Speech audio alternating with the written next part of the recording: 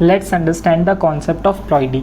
अब ये जो प्लॉइडी का कॉन्सेप्ट है ना, ये बहुत ही लॉजिकल और बहुत ही ट्रिवियल सा कॉन्सेप्ट है। हम जब इसको नहीं समझ पाते हैं तो सोचते हैं कि ये क्या है, ये क्या है, हम परेशान भी हो जाते हैं कि समझ में ही नहीं आ रहा है क्या 2c है, क्या 4c है, क्या 2n है, क्या n है। लेकिन एक बार जब ये समझ में आ जाता है ना, तो ये बहुत ही लॉजिकल सा लगता है और ये ऐसा लगता है कि this is the way it should be. ठीक है, तो ध्यान से समझने पे फोकस करना, याद करने की कोशिश तो बिल्कुल मत करना, क्योंकि याद करने वाला कुछ है ही नहीं। ठीक है, यहाँ पे कुछ लाइंस हैं, हम पहले उन्हें पढ़ेंगे और फिर हम लोग कॉन्सेप्ट ऑफ प्लॉइडी को समझेंगे कि क्या है। ठीक है, लिखा है एस और synthesis phase marks the period during which DNA synthesis और रेप्लिकेशन टेक प्लेस। ठीक है, during this time the amount of DNA per cell doubles. If the initial amount of DNA is denoted as 2c, then it increases to 4c. However, there is no increase in the chromosome number if the cell had diploid or 2n number of chromosomes at G1. Even after S phase, the number of chromosomes remains the same, that is 2n. Okay? अब क्या बात हो रही है, समझने की कोशिश करो। ये जो 2n लिखा है और हमें पता है कुछ n भी कुछ होता है, ये दोनों डिनोट करते हैं प्लॉइडी को। और ये जो 2c लिखा हुआ है और ये जो 4c लिखा हुआ है, ये दोनों चीज़ें डिनोट कर रही है अमाउंट, वेट अ सेकेंड, ये दोनों चीज़ें डिनोट करती है अमाउंट ऑफ DNA कंटेंट को इन अ क्रोमोसोम।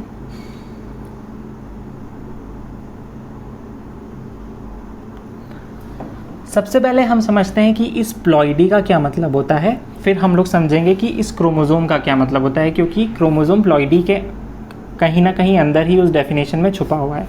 ठीक है, तो प्लॉइडी का क्या मतलब है? प्लॉइडी का मतलब होता है, प्लॉइडी का मतलब है नंबर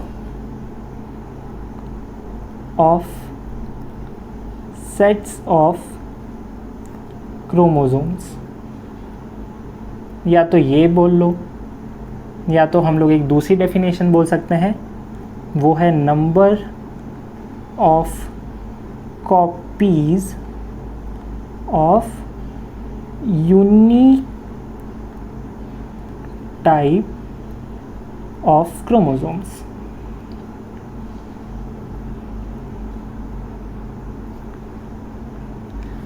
ओके, या तो number of sets of chromosomes simply, या तो अगर और भी सिंप्लीफाइड डेफिनेशन चाहिए तो number of copies of unique type of chromosomes. अब क्रोमोसोम क्या होता है, फिर यूनिक टाइप ऑफ क्रोमोसोम क्या है, उसके बारे में बात करेंगे। अब हम लोग बात करते हैं कि क्रोमोसोम क्या होता है। ठीक है, तो क्रोमोसोम आपको पता होगा, हमारे पास एक जेनेटिक मटेरियल है। हमारा जो जेनेटिक मटेरियल है, मैं यूकैरियोट्स की बात कर रहा हूँ, यूकैरियोट्स का जो जेनेटिक मटेरियल है वो मटेरियल न्यूक्लियस के अंदर है। ठीक है, वो जो मटेरियल है, जेनेटिक मटेरियल, वो क्रोमैटिन थ्रेड्स के फॉर्म में होता है, राइट। वो क्रोमैटिन थ्रेड्स के फॉर्म में होता है नॉर्मली। ठीक है, जब सेल्स को डिवाइड करना होता है तब एट मेटाफेज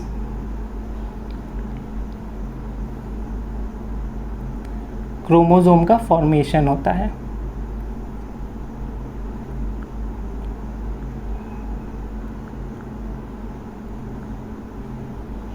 अब क्रोमोसोम का फॉर्मेशन क्यों होता है और कैसे होता है? क्रोमोसोम का जो फॉर्मेशन है वो बेसिकली एक तरह की पैकेजिंग है।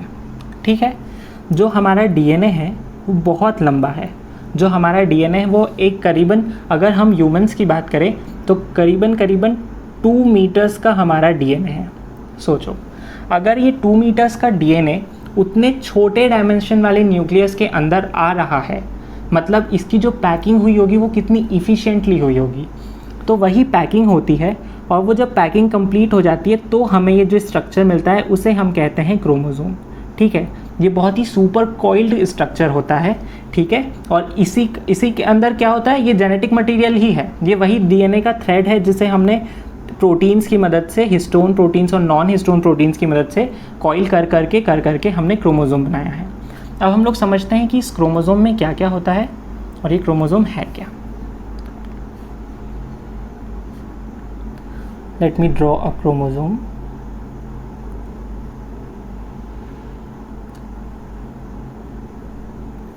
ठीक है, ये एक क्रोमोसोम है।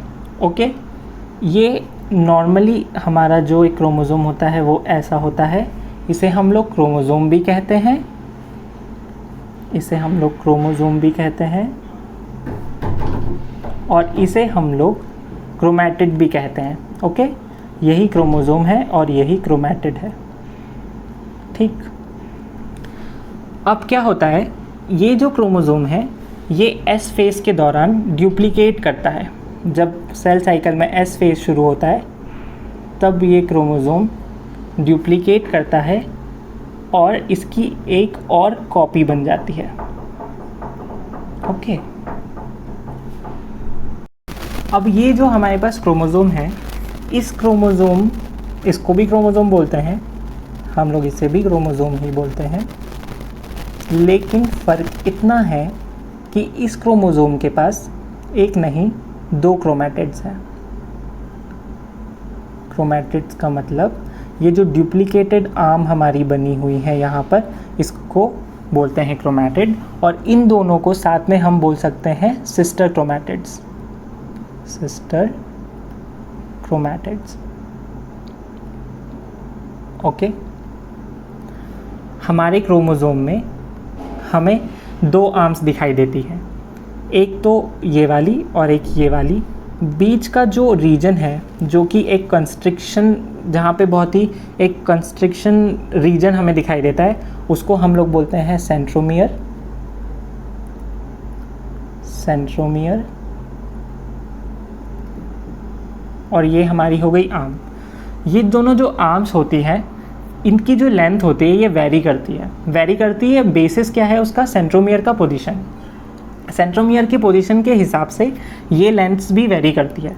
तो जो शॉर्ट आर्म होती है, एक आर्म शॉर्ट आर्म हो जाएगी और एक आर्म रिलेटिवली लॉन्गर आर्म हो जाएगी, जिसे हम लॉन्ग आर्म बोलेंगे। ठीक है, तो जो शॉर्ट आर्म होती है उसको हम बोलते हैं पी आर्म। पी क्यों? पी से होता है एक शब्द पिटीट, उसका मतलब होता है छोटा, इसीलिए इसको ऐसा नाम दे दिया। और जो लॉन्ग आर्म है उसको बोलते हैं हम लोग क्यू आर्म। क्यों बोलते हैं? ऐसे ही बोलते हैं, पी के बाद क्यू आता है इसलिए क्यू बोल दिया। एक को पी बोल दिया तो दूसरे को क्यू बोल दिया। ऐसा कोई इसमें कोई लॉजिक नहीं है। पी वाले का लॉजिक है। पी वाले का लॉजिक क्या है कि पी से पिटीट होता है। ठीक है, तो ये हमारा क्रोमोसोम है। ओके, इसकी 2 आर्म्स हो गई सॉर्टेड और क्रोमोसोम भी हो गया सॉर्टेड। ठीक है, तो नॉर्मली हमारा क्रोमोसोम ऐसा होता है, इसे हम बोलते हैं हैप्लॉइड।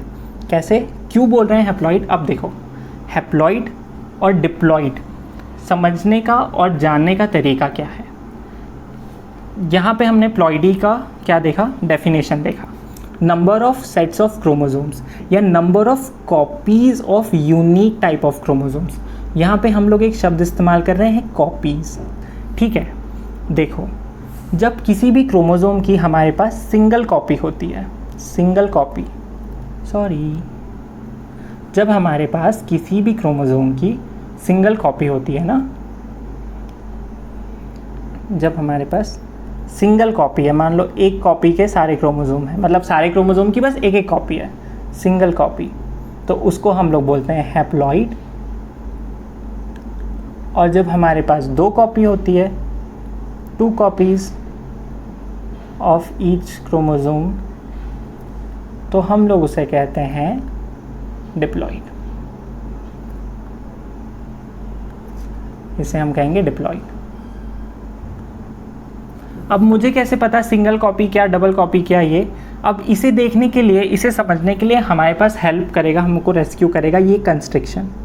ठीक है, अब एक टाइप के क्रोमोसोम को देखना। अब एक टाइप से क्या मेरा मतलब है वो भी मैं पहले बताऊंगा बाद में, लेकिन अभी ये समझो, अगर तुम्हारे पास एक कंस्ट्रिक्शन वाला एक क्रोमोसोम है, ठीक है, तो वो है हैप्लॉइड। ठीक है, अगर तुम्हारे पास एक टाइप के क्रोमोसोम का अगर एक कंस्ट्रिक्शन है, प्राइमरी कंस्ट्रिक्शन, तो वो है हैप्लॉइड। ठीक है, अगर 2 है तो वो है डिप्लॉइड।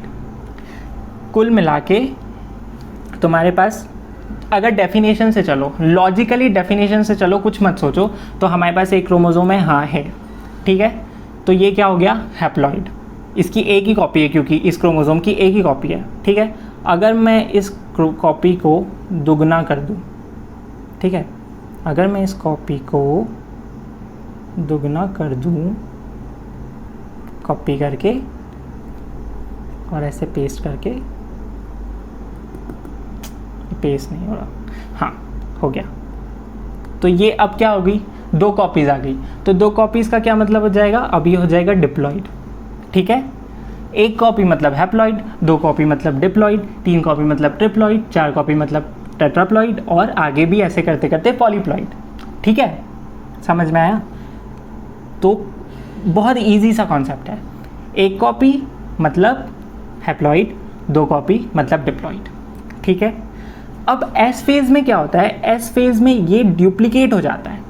क्या, एक पूरा कंटेंट, अब देखो कंटेंट की क्या मैं बात कर रहा हूँ, ये हमारा क्रोमोसोम है, यहाँ पे क्या है, यहाँ पे सब दूर हमारा डीएनए ही तो है, ये डीएनए का कंटेंट नहीं है। देखो ये पूरे में क्या है, डीएनए कंटेंट है। अब ये जो डीएनए कंटेंट है ये एस फेज़ के बाद क्या हो जाता है, डबल हो जाता है। तो हम इस कंटेंट को डिनोट करते हैं सी से, ठीक है, इसको सी से डिनोट करते हैं। तो अब अगर देखो लॉजिकली देखो, यहाँ पे ये पूरा कंटेंट था, इसको हमने सी से डिनोट कर दिया, तो हम लोग यहाँ पर आएंगे, अब हम लोग यहाँ पर देखेंगे तो ये कंटेंट डबल हो गया ना, तो हम लोग इसे क्या कहेंगे, 2C कहेंगे। लेकिन हमारा कंस्ट्रक्शन देखो, प्राइमरी कंस्ट्रक्शन हमारे पास एक ही है, एक ही कॉपी है, एक ही क्रोमोसोम है, अभी 2 कंस्ट्रक्शन नहीं हुए हैं, 2 क्रोमोसोम नहीं बन गए। ये भी एक क्रोमोसोम है, ये भी एक क्रोमोसोम है, तो यहाँ पे प्लॉइडी क्या होगी, प्लॉइडी हमारे पास अभी भी हैप्लॉइड यानी कि N ही होगा, ठीक है। Sorted, clear. प्लॉइडी और अमाउंट ऑफ डीएनए समझ में आया। अब हम लोग देखते हैं कुछ क्वेश्चंस, उन क्वेश्चंस की मदद से हमें और ज़्यादा क्लैरिटी मिल जाएगी, ठीक है। यहाँ पे कुछ क्वेश्चंस होंगे। पहला क्वेश्चन तो हम लेते हैं ये,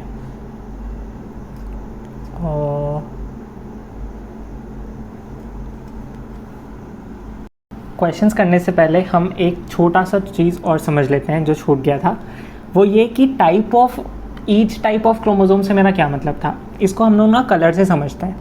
देखो ये जो हम यूकैरियोट्स की बात मैं कर रहा हूँ, हमारे पास ना एक तरह का क्रोमोसोम नहीं है। प्रोकैरियोटिक्स में क्या है, प्रोकैरियोटिक्स नहीं होता है, प्रोकैरियोट्स होता है। प्रोकैरियोट्स में क्या है, एक ही क्रोमोसोम है, लिटरली एक क्रोमोसोम है, ठीक है। लेकिन यूकैरियोट्स में क्या है, बहुत बड़ा डीएनए है ना, ये बहुत बड़ा डीएनए है। तो नेचर ने क्या किया, नेचर ने इस डीएनए को छोटे छोटे पार्ट्स में तोड़ दिया, ठीक है, और उसकी सुपर कॉइलिंग कराई, तो उसके हमारे पास बन गए क्रोमोसोम्स, ठीक है। तो हमारे पास बहुत टाइप्स के क्रोमोसोम्स हैं, ठीक है। तो उन टाइप को अब मैं कलर से डिनोट कर रहा हूँ। पर जब हम लोग पढ़ते हैं, जब हम लोग पढ़ रहे होते हैं, तो हम लोग यूजुअली क्या करते हैं, अब देखो, अब जब पढ़ रहे होते हैं तो हम लोग हर अब जैसे ह्यूमंस में क्या है, 23 पेयर्स है ना, तो तुम पढ़ रहे हो तो तुम 1 या 2 पेयर बनाओगे और उससे अंदाज़ा लगा लोगे कि सभी की कंडीशन ऐसी होगी। अगर ये 2 डिप्लॉयड है तो सारे बाकी भी डिप्लॉयड होंगे। तुम सारे नहीं बना दोगे उसमें, ठीक है, तुम सारे नहीं बनाने बैठोगे कि चलो अब इतने हैं तो चलो बनाते हैं, फिर सारे 23 बनाते हैं, ये नहीं करोगे तुम हमेशा या तो 1 या तो 2 मैक्सिमम 3 तुम लोगे, और फिर उसकी जो कंडीशन होगी वो सारों की भी वही कंडीशन होगी। नॉर्मली ऐसा होता है, अगर ऐसा नहीं है तो वो अबनॉर्मलिटी है, ठीक है। तो अब हम लोग समझते हैं, मान लो मेरे पास एक ऑरेंज कलर का क्रोमोसोम है, ठीक है, मेरे पास एक ऑरेंज कलर का क्रोमोसोम है और मेरे पास एक येलो कलर का क्रोमोसोम है। ये मेरे पास 2 टाइप ऑफ क्रोमोसोम है और ये सेल में है। अब ये सेल है, अब मुझे देख के बताना है कि क्या कंडीशन है। तो मैं हमेशा ना एक टाइप के क्रोमोसोम को देख लूँगा और उससे पता पड़ जाएगा कि क्या है, मामला क्या है, ठीक है। इसको मैंने देखा, ये है क्या, ये है एक ही कंस्ट्रक्शन है, ये है हमारे पास हैप्लॉइड और कंटेंट क्या है, सी, सॉर्टेड। ये भी वैसा ही है, इसको देखने की ज़रूरत है, देखना चाहते हो तो देख लो, ये क्या है, ये भी हैप्लॉइड है और सी, ठीक है। अब मैंने मान लो एक दूसरे सेल में दूसरी सिचुएशन बनाई, क्या? एक टाइप है मेरे पास ये और एक टाइप है मेरे पास ये। अब तुम या इसको देख लो या तो इसको देख लो, किसी को भी देख सकते हो। इसको देखते हैं, पता क्या चल रहा है हमें? हैप्लॉइड बट कंटेंट डबल, ठीक है। इसका भी सेम है। तो क्या करते हैं हम लोग, ईच टाइप ऑफ से मेरा मतलब क्या था कि हम लोग किसी एक तरह के क्रोमोसोम को देखते हैं और उस सेल में बाकी क्रोमोसोम का भी वही कंडीशन होता है। अगर वो कंडीशन नहीं है तो समझो कि वो एबनॉर्मेलिटी है, ठीक है। अब हम बढ़ते हैं क्वेश्चंस की तरफ। अब हम करेंगे क्वेश्चंस और अब हमें समझ में भी आ जाएंगे कि क्वेश्चंस लाइक बोल क्या रहे हैं, कहना क्या चाहते हैं, ठीक है। तो अभी हमें क्या बताना है? हमें इसकी प्लॉइडी बताना है और हमें अमाउंट ऑफ जेनेटिक मटेरियल भी बताना है, ठीक है। इससे शुरुआत करते हैं। इसमें क्या है? देखो, हैप्लॉइड नज़र आ रहा है और सी, ठीक है। यहाँ पे देखो, दो हैं, अब दो क्रोमोसोम हैं और सेम टाइप के हैं। तो मेरे पास प्राइमरी कंस्ट्रक्शंस कितने हैं? मेरे पास सेंट्रोमियर्स कितने हैं? वो दो हैं। तो मैं क्या बोलूँगा? ये डिप्लॉइड कंडीशन है। और इसका जो डीएनए कंटेंट है वो क्या है? वो है 2C। सॉर्टेड। अब देखते हैं इधर क्या हो रहा है। यहाँ पे एक टाइप के क्रोमोसोम है और दूसरा टाइप का क्रोमोसोम है। तो मैं किसी एक टाइप के क्रोमोसोम को देख लूँगा, उसकी क्या कंडीशन है वही दूसरे वाले की भी होगी और वही सारे उस सेल के सारे क्रोमोसोम्स की भी होगी। तो यहाँ पे क्या कंडीशन है? यहाँ पे है हैप्लॉइड और सिंगल वाला जेनेटिक कंटेंट, ठीक है। अब यहाँ पे 3 क्रोमोसोम्स दिए हुए हैं, ठीक है। 3 अलग अलग टाइप के क्रोमोसोम है। मुझे किसी एक को ही देख के पता पड़ जाएगा कि क्या सिचुएशन है, ठीक है। तो क्या सिचुएशन है? हैप्लॉइड और सी, ओके। अब यहाँ पे देखते हैं, यहाँ पे हम लोग किसी एक टाइप के क्रोमोसोम को देख लेंगे और पता चल जाएगा डिप्लॉइड, क्योंकि 2 हमारे पास सेंट्रोमियर्स हैं, तो डिप्लॉइड और 2C, ओके। यहाँ पे भी हमें ऐसे ही पता चल जाएगा। अब देखो यहाँ पे क्या है, यहाँ पे हमारे पास एक टाइप के क्रोमोसोम में हम आए, हमने देखा कि एक ही हमारे पास प्राइमरी कॉन्स्ट्रिक्शन है, तो हमारे पास ये है हैप्लॉइड कंडीशन। और अब हमने देख लिया कि यहाँ पे जो जेनेटिक कंटेंट है वो है हमारे पास 2C, ओके। अब यहाँ पर देखते हैं, यहाँ पे भी कुछ वैसा ही सिचुएशन बनाएंगे और देखेंगे। सबसे पहले हम लोग किसी एक क्रोमोसोम के पास चलेंगे और फिर देखेंगे कि कितने प्राइमरी कॉन्स्ट्रिक्शन है। तो हमें पता चलेगा 2 है, तो मतलब डिप्लॉइड 2N कंडीशन है। और जेनेटिक कंटेंट कितना होगा? 4C। I hope you guys are understanding this, ठीक है। ये बहुत ही ट्रिवियल नहीं है, कितना लॉजिकल है ये, क्या है इसमें, क्या है, क्या नहीं समझ में आना चाहिए इसमें, ठीक है। अब ये भी वही इजी है, समझ गए तो बहुत इजी है। क्या हो जाएगा? ये 4N हो जाएगा और फिर क्या हो जाएगा? 1 2 3 4 5 6 7 8C हो जाएगा, okay. I think this is very easy और समझ में भी आ गया होगा। अब हम लोग देख लेते हैं ह्यूमन का कैरियोटाइप, ओके। ये देखो, ह्यूमंस में हमारे पास, हमें पता है कि ह्यूमंस कैसे होते हैं, डिप्लॉइड कंडीशन होती है। तो हमारे पास 23 पेयर्स हैं, तो हमारे पास ये सारे क्रोमोसोम हैं। एक क्रोमोसोम की 2 कॉपीज़ हैं, एक मम्मी से आती है, एक पापा से आती है, ठीक है। एक क्रोमोसोम की 2 कॉपीज़, देखो हर क्रोमोसोम की 2 कॉपीज़ हैं। यहाँ पे सेक्स क्रोमोसोम भी देख सकते हो आप लोग, ठीक है। इनकी भी 2 कॉपीज़ हैं, XY XX, ठीक है। आई जस्ट होप सब समझ में आ गया होगा, सब क्लियर होगा। Bye bye.